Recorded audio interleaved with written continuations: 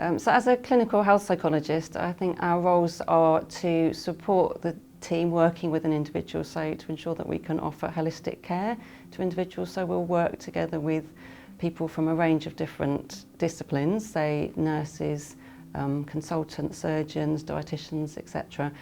The clinical health psychologist is a really important part of the team. When patients are referred to us, they've often been through quite a lot of medical trauma, but also psychological trauma, and unless you deal with both the physical and the mental aspects, you're not going to be able to help the patient as much as you'd like to be able to.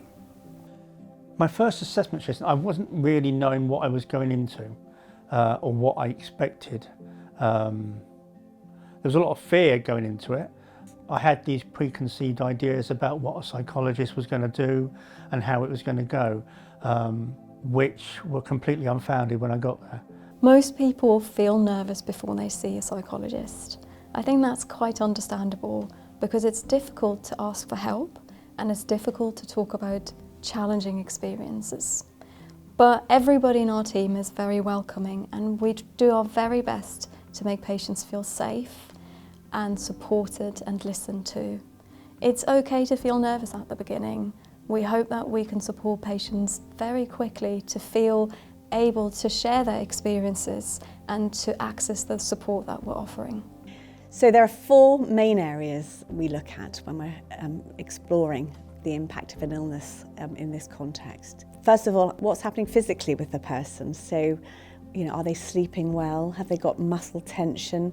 What's actually going on with the illness? So that's the first area. The second area is what sense is somebody making of their illness? So, what are they worrying about? What are the particular impacts of them?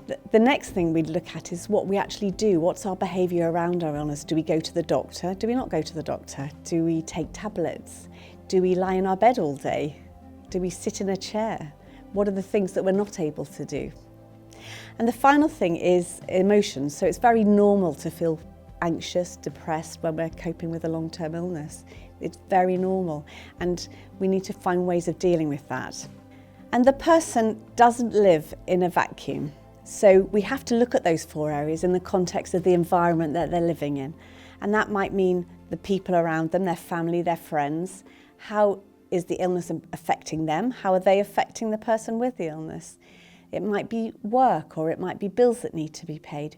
So all of those things need to be taken into account when we're looking at the person's well-being and deciding where best to help them. When we first meet with somebody, we would always discuss what might be the most helpful for them, so how they would like to meet and what they would like to discuss in that meeting, so whether they'd like to meet online or face-to-face meetings, and also the content and the kinds of approaches that they would want to talk about and use. So we'd always hope to tailor the care to what that person would like at that time. It was a very relaxed atmosphere. We worked at my pace. There was no judgment.